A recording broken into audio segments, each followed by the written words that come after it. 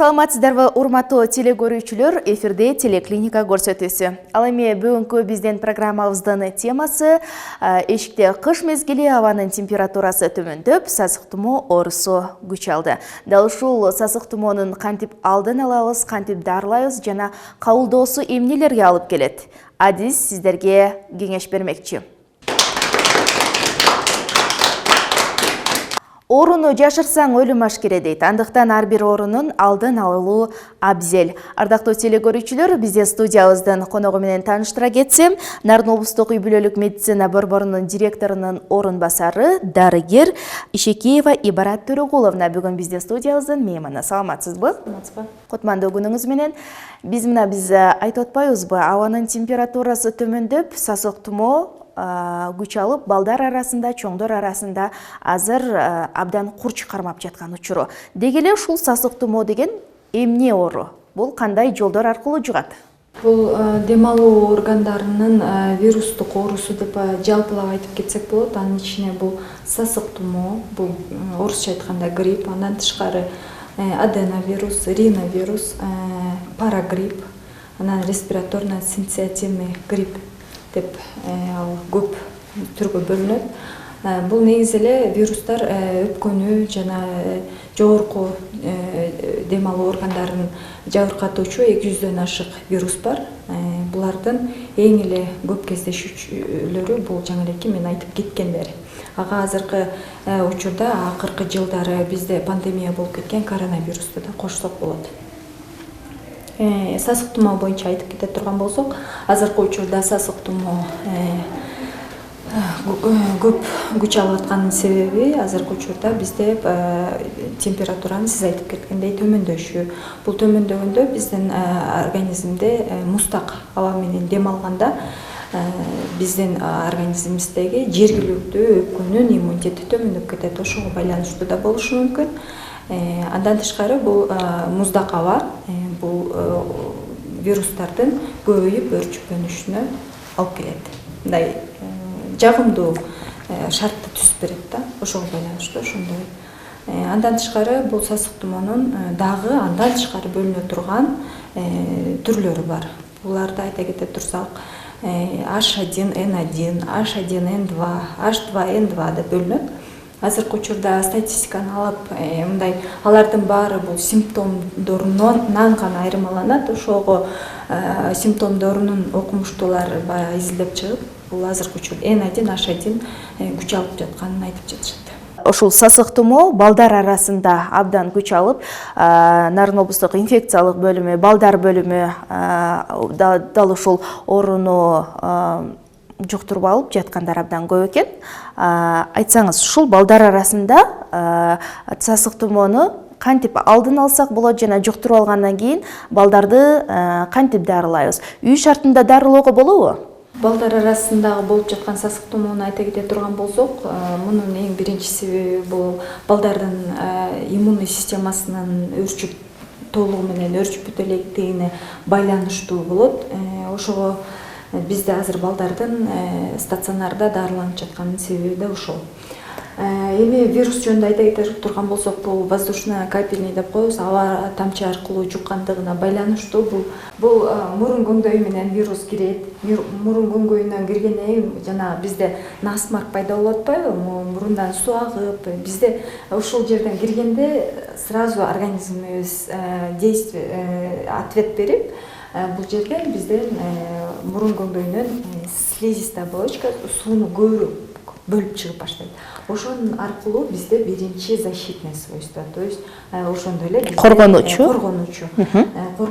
биздин иммунитетибиз ошондой ответ берет. То есть мейли балдар арасында болобу, мейли чоңдор арасында болобу, бул аба аркылуу жугуучу вирус болгондон кийин биздин эң биринчи эле кабылдоочу органыбыз бул мурун болуп эсептелинет. Мурун көңдөйүнө вирус кирген учурда биздин байкайсыздарбы, бизде мурун көңдөйүнөн суу агып, мындай айтканда катаральное явление айтат медициналык тилде, ошондой симптомдор пайда болот.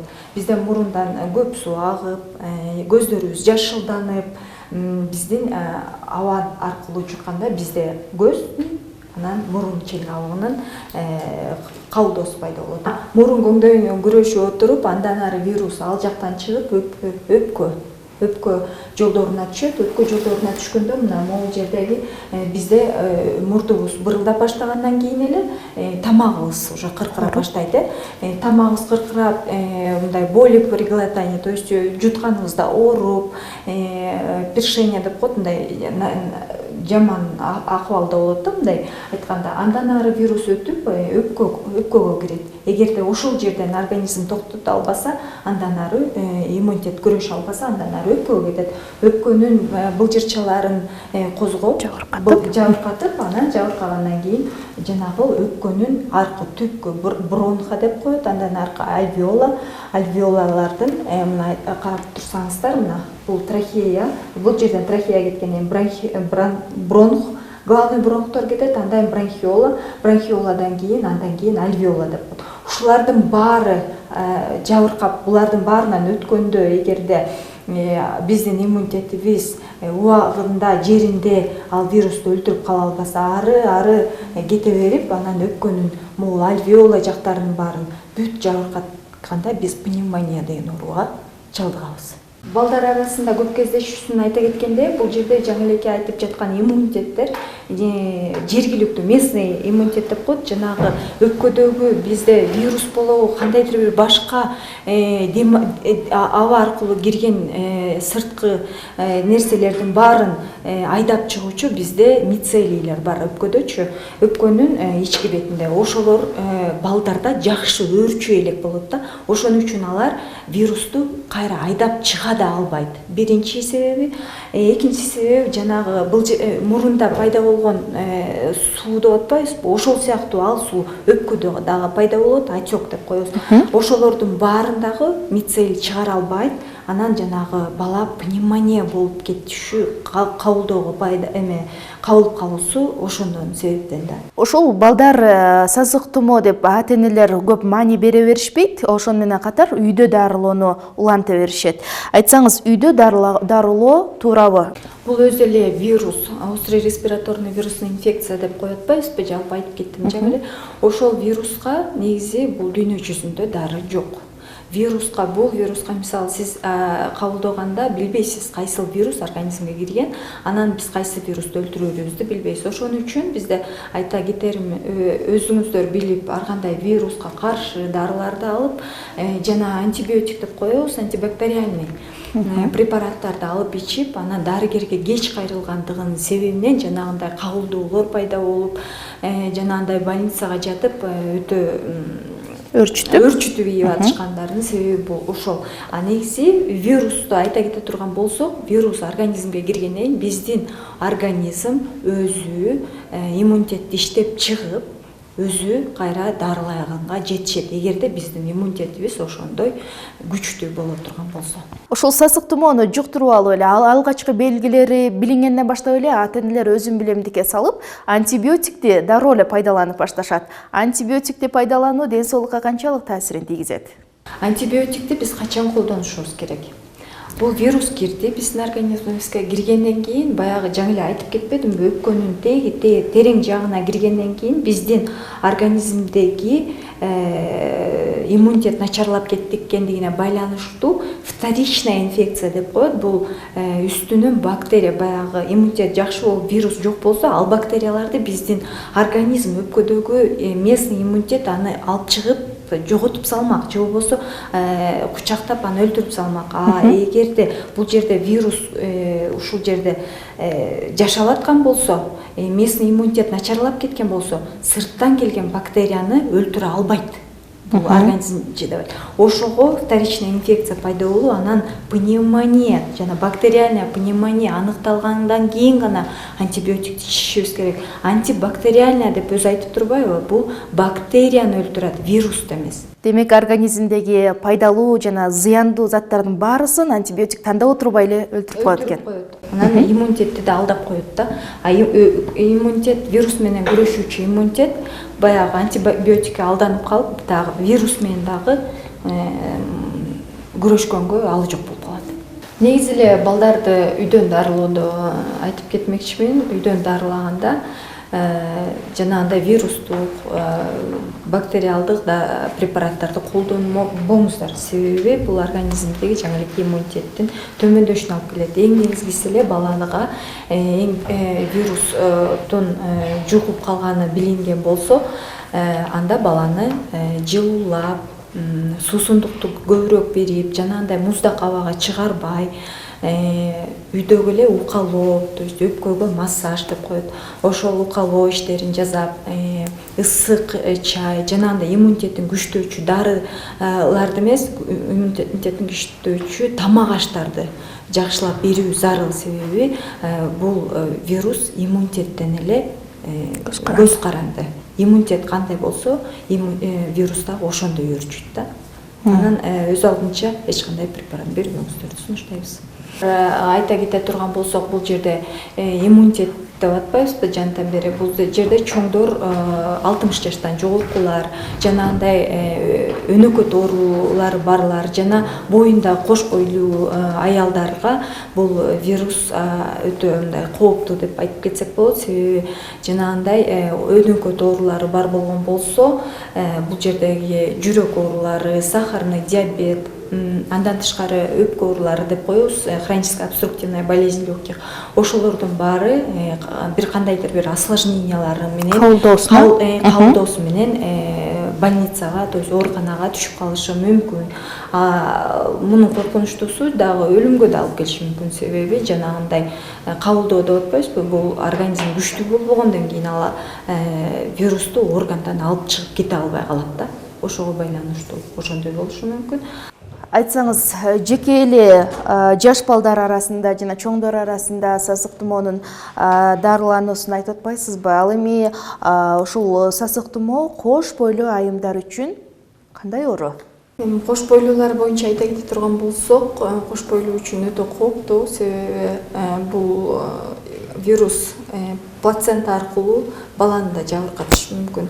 Бул плацента деп айтканыбыз эненин жанагы балага берип аткан жолу, тамак аш жанагындай азык түлүктөрдү берип аткан жолунда өтө жакшы лимфоузелдер бар. Ошол жерден кармап калуучу защитный сөз. Бирок эгерде энеде осложнение боло турган болсо, ошол учурда эне өтө вирус менен өтө организми жабыркаган болсо, бул ал плацента жардам бербей калат да, анан балага өткөзүлөт. Анан жанагындай балада төрөлгөндө аргандай кемтиктер менен жана биринчи триместринде эгерде жанагындай органдары формирование болуп аткан учурда, эгерде калыптанып аткан учурда, эгерде эне грипп менен ооруп кала турган болсо, анда ошондо жанагындай кемтиктер менен төрөлүп калышы өтө кооптуу да. Ошол себеби менен андан тышкары энеге биз жанагындай симптоматический лечение деп коюп атпайбызбы, ошонун симптомдорун дарылоочу да дарыларды бере албайбыз. Ошол себептен биз бир гана иммунитетке жана организмден токсиндерди эртерээк чыгарып кетүү максатында суусундукту көбүрөөк ичип, анан эненин баягы тамак ашына көңүл бөлүшүбүз керек. Айтсаңыз, эгерде кош бойлуу айым ооруп калды дейли, кантип дарыланат? Эми аны үй бүлөлүк дарыгерге дароо айтышы керек, ооруп калгандыгы тууралуу. Анан үй бүлөлүк дарыгер өзүнүн кеңешмесин берет. Анан эгерде наблюдение деп коет, карап турат. Эгерде ошол учурда кандайдыр бир осложнение, жаңы кабылдоолору, өпкө оорусу же болбосо жанагындай бөйрөк оорулары эгерде кошула турган болсо, аларга дагы мындай баланын өрчүшүнүн сурогуна карап туруп дарыларды жараша берүүгө туура келип калат андай учурда. Ошол сасык тумоо болуп ооруп жаткан учурда кичинекей балдар температура болуп, сөзсүз түрдө температурасы көтөрүлөт. Анан ушул учурда апасы кандай кам көрүш керек балага? Туура айтасыз, көпчүлүк энелер бул грипп дегенде эле коркуп, аргандай антибиотиктерди болобу же болбосо ар кандай вирустук препараттарды берип атпайбы. Эми бул жерде такыр эле бербей койбош керек. Бул жерде баланын температурасы көтөрүлөт, симптом интоксикация деп коет, организм баягы токсиндер менен ууланат да. Ошол кезде баланы симптоматическое лечение жасашыбыз керек. Бул жаңы элеки организмибиз жооп кайтарган эле температуранын көтөрүлүшү.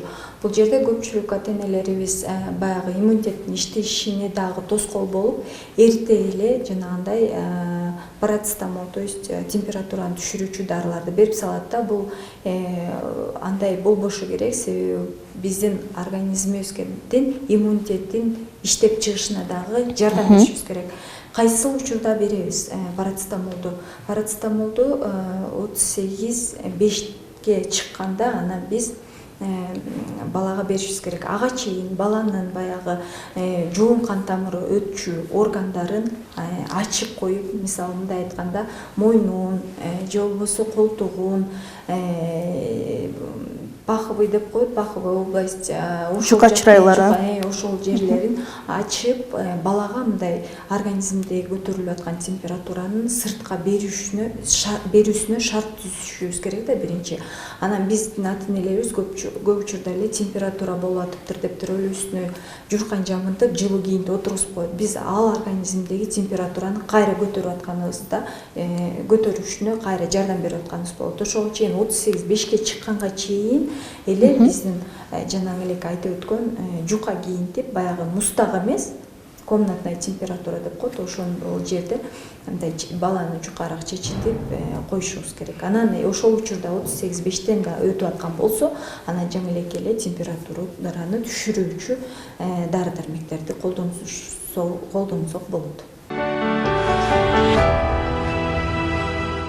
Айтсаңыз, ушул сасык тумоону айрымдарыбыз абдан багы коркуу менен кабылдасак, айрымдарыбыз маани бере бербейбиз. Бул кадимки эле ар жыл сайын кышында кармоочу грипп деп маани бербейбиз. А бирок бул инфекциялык оору болгондуктан сөзсүз түрдө кабылдоолору болсо керек. Кабылдоолору адамдын ден соолугуна кандайдыр бир коркунуч туудуратпы? Туура айтасыз, бул оору кабылдоого алып келгенден кийин ар кандай организмге дагы таасири күч да. Мындай айта кетип турган болсок, бул острый респираторный инфекция деп атпайбызбы? Бул мурундан кирип, мурун менен кулак бириккен жерлерин баарын воспаление кылат да, мындай айтып кетет. Жабыркатат.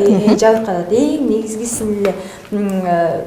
эмес, эң көп кабылдоочу бул отит деп айтабыз. Себеби бул жаңы эле айтып кеткендей сообщение болот да. Бул жерден мисалы көңдөй болсо, ооз көңдөйү, мурун көңдөйү болсо, мына бул жерден эле келип кулак көңдөйүнө, көрдүңүздөрбү кандай сообщение жакын, Анан ошол жерден кирип, бул жердеги слизистая оболочканы дагы, былжырчаны дагы жабыркатып, ал мындай көбүшүнө, жанагындай эле слиздин көп бөлүнүшүнө алып келет. Ошол себептен бул жерде дагы воспаление пайда болот. Воспаление пайда болуп, көбүнчөсүн балдардан ириң агып, чоң кишилерден деле агат, ал нерсе. Ошолордон ириң агып, анан балдардын жанагы могул перепонка деп коет, перепонканын жарылып кетишине, жанагы тарсылдак деп коет, тарсылдактын жарылып кетишине алып келет да, эгерде убагында дарылап, убагында кайрылбай коюшса. Ошон үчүн эгерде кулактан ириң аккан болсо, бул өтө кооптуу кабылдоо деп айтабыз. Бул жерде жанагы угуу сезимдерин, угуу органдарынын жабыркасына алып келет. Кийин дагы бала укпай да калышы мүмкүн. Андан тышкары бул инфаркт деп коет.